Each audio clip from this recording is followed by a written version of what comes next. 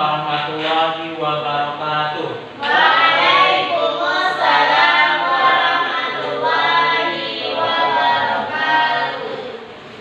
Gimana kabarnya hari ini Anda semua? Baik. Alhamdulillah semuanya pada baik ya. Baik. Sebelumnya rapikan tempat duduknya terlebih dahulu Anda semua. Rapikan, Pak. Anda Ray, silakan maju ke depan. Sini. Baris, maju ke depan. Permisi, rapikan tempat duduknya. Ada orang itu, Pak. Adila, silakan maju ke depan. Silakan dia maju ke depan. Baris. Sudah bisa Bapak mulai? Sudah dong, Kak. Baik, sebelum kita masuk ke dalam pembelajaran, alangkah baiknya kita membaca doa terlebih dahulu. Silakan ketua kelas untuk memimpin doanya. Ista'id. Berdoa mulai. Bismillahirrahmanirrahim. Rabbi zidni ilma warzuqni fahma. Amin. Dengan pembacaan doa tadi, mudah-mudahan pembelajaran kita pada hari ini diberi kelancaran oleh Allah Subhanahu wa taala. Amin. Amin. Baik. Bapak akan ambil aksen terlebih dahulu. Jika disebutkan namanya, silakan bilang hadir dan angkat tangannya. Hadir. Muhammad Ray Sapri, Hadir, Pak. Febrian, Hadir, Pak. Dian, Hadir, Ustaz. Asyifa Muazira, Hadir, Pak. Adila Alfida, Hadir, Pak. Miftahul Jannah, Mufia, Tarmizi Pane, Baris Anwar. Coba.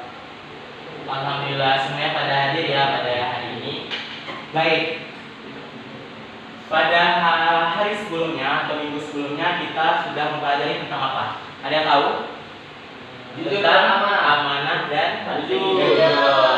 Sebelum kita masuk ke dalam pembelajaran kita pada hari ini, kita mengulas sedikit terlebih dahulu materi kita pada minggu lalu. Siapa yang tahu arti dari amanah? Dapat dipercaya. Nah, dapat dipercaya. Kalau misalkan jujur, Tidak bohong. perkataan yang tidak Perkataan perkataan yang benar. Bentar Adila, apa tadi itu? Tidak bohong, Pak. Tidak bohong. Jadi pada pembelajaran kita pada minggu lalu itu bohong. kita membahas tentang amanah dan jujur, yang mana amanah berarti dapat dipercaya dan jujur tidak tadi perkataan yang benar dan tidak bohong. Jadi pembelajaran kita pada hari ini yaitu meyakini kitab-kitab Allah Subhanahu wa taala. Baik, sebelum masuk ke dalam inti pembelajaran kita pada hari ini, Bapak akan menjelaskan terlebih dahulu tujuan pembelajaran kita pada hari ini. Yang pertama yaitu Bapak berharap Anda semua dapat memahami makna iman kepada kitab-kitab Allah Subhanahu wa taala. Yang kedua, Bapak berharap kepada Anda semua dapat menjelaskan cara menjadi generasi dan pecinta Al-Qur'an. Baik, Bapak mau bertanya kepada kalian terlebih dahulu. Iman kepada kitab-kitab Allah termasuk rukun iman yang keberapa? Silakan tunjuk tangan.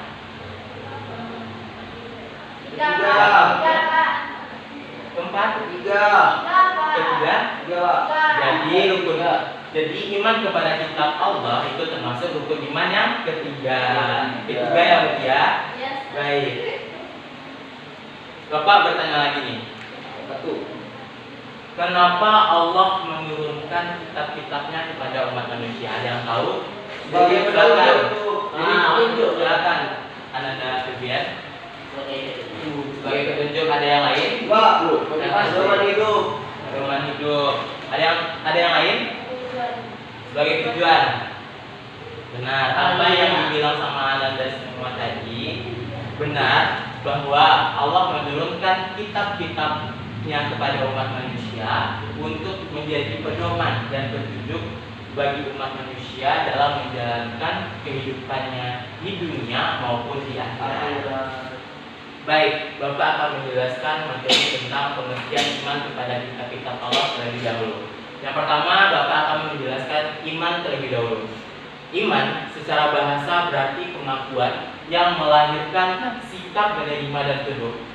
Silakan ulangi, Ananda Adila.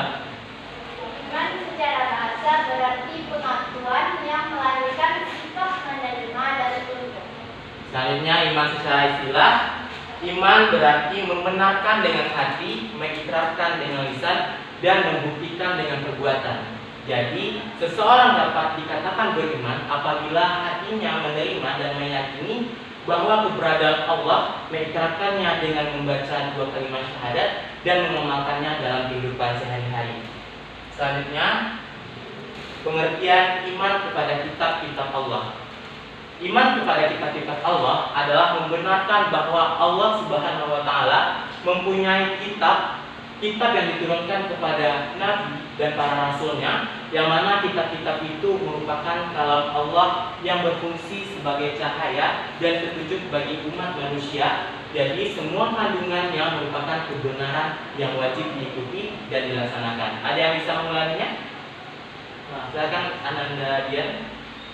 Baca ulang. Ya, dibaca ulang.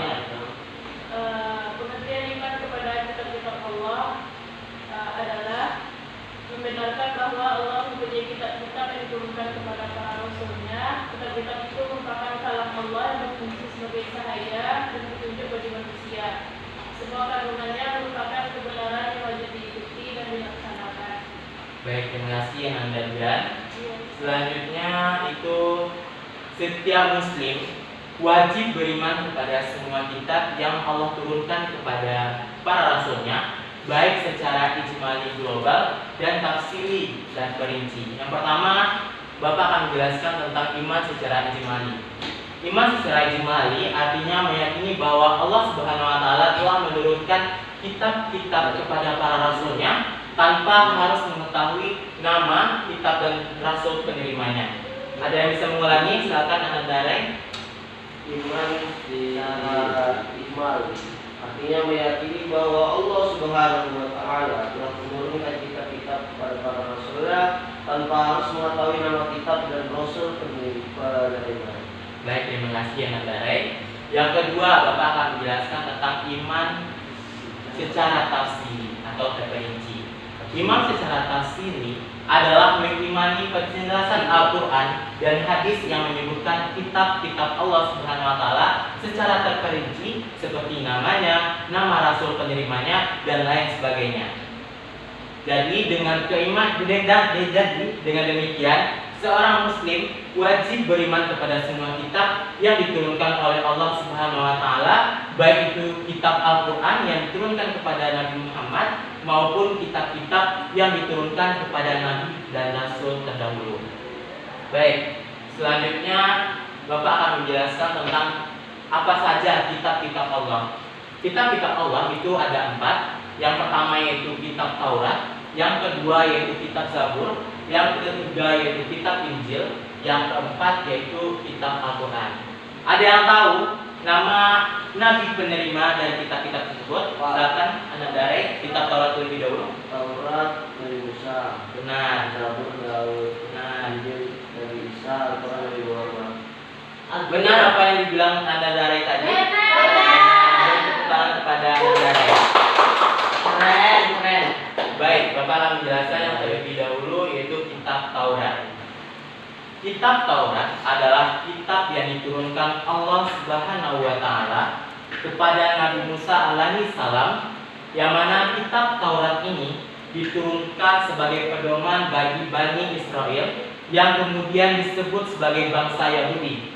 Yang mana kitab Taurat ini hanya digunakan untuk memutuskan perkara-perkara orang dari Bani Israel, karena kitab ini memang hanya diturunkan bagi mereka. Ada yang bisa mengulangi? Ananda Faris, kitab Taurat. Kitab Taurat ini diturunkan kepada Bani Israel yang sekarang disebut dengan kaum Yahudi. Diturunkan kepada Nabi Musa, lalu hanya digunakan untuk urusan perkara orang-orang yang Bani Israel saja. Baik, terima kasih Ananda Faris. Baik, yang kedua yaitu kitab Zabur. kitab Zabur adalah kitab yang diturunkan oleh Allah Subhanahu wa taala kepada Nabi Daud alaihissalam, yang mana Nabi Daud merupakan salah satu nabi dari Bani Israel juga, sebagaimana yang dijelaskan pada kitab Taurat, yang mana kitab Taurat diturunkan kepada Nabi Musa. Nabi Daud sebagai nabi dari Bani Israel, yang mana Nabi Daud ini menggunakan kitab Zabur untuk memutuskan perkara-perkara yang sama juga dengan seperti Taurat. Namun kitab Zabur ini terdiri dari 150 surat yang berisi nasihat-nasihat, hikmah, pujian, dan sanjungan kepada Allah Subhanahu wa taala. Silakan ulangi Ananda Tarmizi. Kitab Zabur adalah kitab yang diturunkan oleh Allah Subhanahu wa taala kepada Nabi Daud alaihissalam, dan Nabi Daud alaihissalam ini merupakan salah satu nabi dari Bani Israel juga. Sebagai nabi dari Bani Israel, Nabi Daud menggunakan kitab Taurat untuk memutus sebagai perkara orang-orang Yahudi. Namun kepada Nabi Daud alaihissalam, Allah Subhanahu wa taala juga menurunkan kitab Zabur. Kitab Zabur ini tidak berisi hukum-hukum perkara seperti Taurat. Namun kitab Zabur ini terdiri dari 150 surah yang berisi nasihat-nasihat, hikmah, pujian, dan sanjungan kepada Allah Subhanahu wa taala. Baik, terima kasih Ananda Tarmizi. Selanjutnya Bapak akan menjelaskan tentang kitab Injil. Kitab Injil adalah kitab yang diturunkan kepada Nabi Isa alaihissalam, seperti halnya Nabi Musa, Nabi Daud, dan Nabi Isa juga merupakan nabi dari Bani Israel, yaitu bangsa Yahudi. Yang mana kitab Injil ini berisi petunjuk dan pengajaran baru. Salah satunya ajaran yang memberitahukan kepada umat manusia bahwa akan muncul seorang nabi yang mempunyai sifat-sifat mulia, yang syariatnya lebih sempurna dan bersifat menyeluruh, tidak terbatas oleh waktu dan juga tempat, yaitu Nabi Muhammad Sallallahu Alaihi Wasallam. Baik, silakan ulangi yang Anda sifat. Perhatikan kitab Injil. Kitab Injil adalah kitab yang diturunkan oleh Allah SWT kepada Nabi Isa alaihissalam, seperti halnya Nabi Musa, Nabi Daud. Nabi Isa juga merupakan nabi dari Bani Israel. Kitab Injil juga berisi tentang petunjuk dan pengajaran baru. Salah satunya adalah ajaran yang memberitahukan bahwa akan munculnya seorang nabi yang mempunyai sifat-sifat mulia, syariatnya lebih sempurna dan bersifat universal, tidak terbatas oleh waktu dan tempat, dan dia adalah nabi penutup dan rasul terakhir itu Nabi Muhammad SAW. Terima kasih Ananda Siva. Baik, selanjutnya terakhir yaitu kitab Al-Quran. Kitab Al-Quran merupakan wahyu Allah yang diturunkan kepada Nabi Muhammad SAW, yang mana Al-Quran ini merupakan wahyu Allah terakhir yang membawa kebenaran, mencakup isi dan membenarkan kitab-kitab terdahulu, yaitu Taurat, Zabur, dan Injil. Adapun sebagai umat Islam, kita harus meyakini bahwa Al-Quran merupakan kitab suci terakhir yang diwahyukan kepada Nabi terakhir, yaitu Nabi Muhammad SAW. Al-Quran memiliki sejarah yang berbeda dengan kitab-kitab sebelumnya, yang mana Al-Quran sudah ditulis sejak awal pewahyuan, yang mana setelah Nabi Muhammad meninggal, Al-Quran segera dibukukan dengan ketelitian yang sangat ketat. Karena itu, bagi umat Islam, keaslian Al-Quran tetap terjaga. Al-Quran hanya yang dibaca sekarang ini sama persis dengan Al-Quran yang dibaca oleh Nabi Muhammad dan para sahabatnya pada 14 abad yang lalu. Silakan Ananda Mirta baca.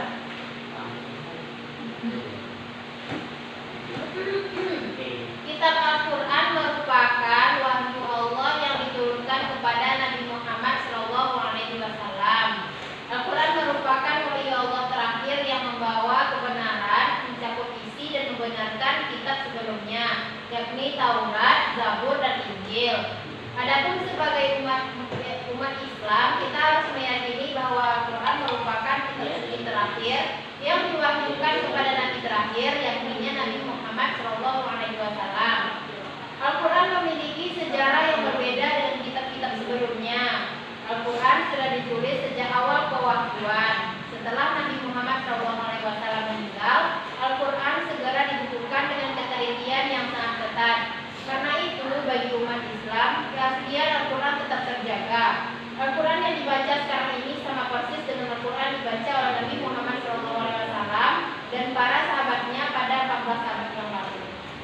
kasih Ananda Miftah.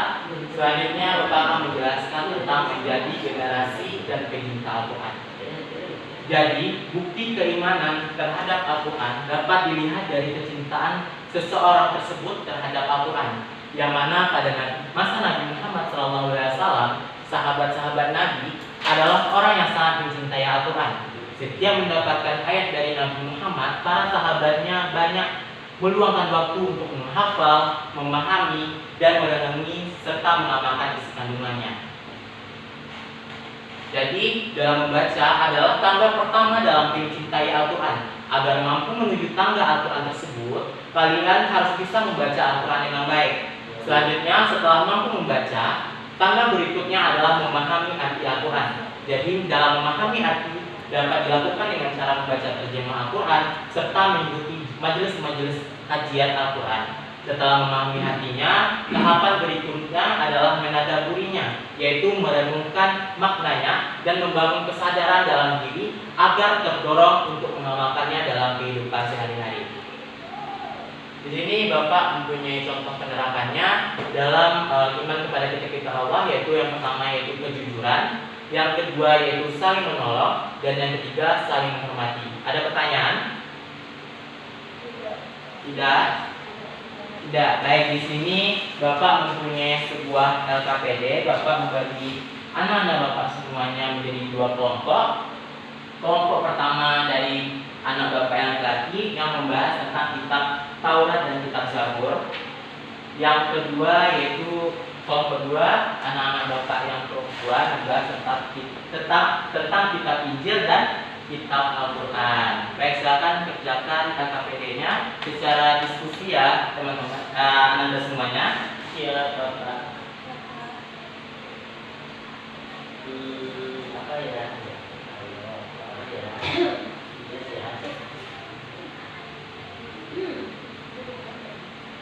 Sudah? Ya. Sudah? Ya Pak. Baik, kepada kelompok 1 silakan presentasikan hasil diskusinya ke depan.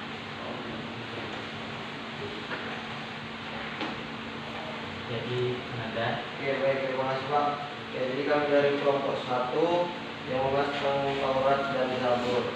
Yang pertama itu kitab Taurat diturunkan kepada Nabi Musa untuk memutuskan kemudian orang-orang dari Bani Israel saja, karena kitab ini memang hanya diturunkan bagi mereka. Kemudian kitab Zabur yang pertama itu pada Nabi Daud alaihissalam, kemudian yang kedua berisi hukum-hukum perkara seperti Taurat, yaitu 120 surat yang berisi nasihat, hikmah, ujian, dan lain sebagainya. Berikut ulangan kepada Anda kelompok 1. Boleh, silakan Anda. Baik, kepada kelompok 2 silakan presentasikan hasil diskusinya ke depan. Baik, selanjutnya itu kitab Injil yang mana diturunkan kepada Nabi Isa yang berisi tentang petunjuk dan pengajaran baru. Yang keempat yaitu kitab Al-Quran yang diturunkan kepada Nabi Muhammad dan yang berisi tentang wahyu Allah yang terakhir yang membawa kebenaran termasuk isi dan membenarkan kitab sebelumnya.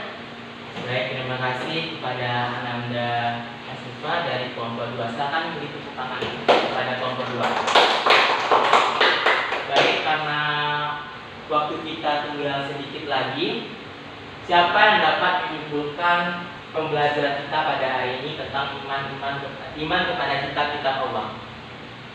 Kepada Ananda dia bisa? Bisa. Silakan.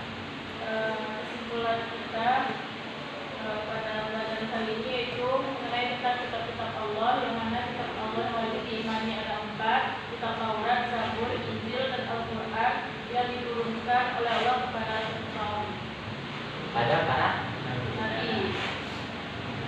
Jadi Bapak menguatkan dari kesimpulan dari Ananda yang tadi bahwasanya iman kepada kitab Allah adalah rukun iman yang ketiga yang wajib diimani, yang mana kitab Allah berfungsi sebagai pedoman hidup manusia dan membawa ajaran yang mulia untuk kebahagiaan di dunia serta akhirat. Nama-nama kitab tersebut adalah kitab Taurat, kitab Zabur, kitab Injil, dan kitab Al-Quran. Mungkin itu saja pembelajaran kita pada hari ini karena waktu kita sudah lewat.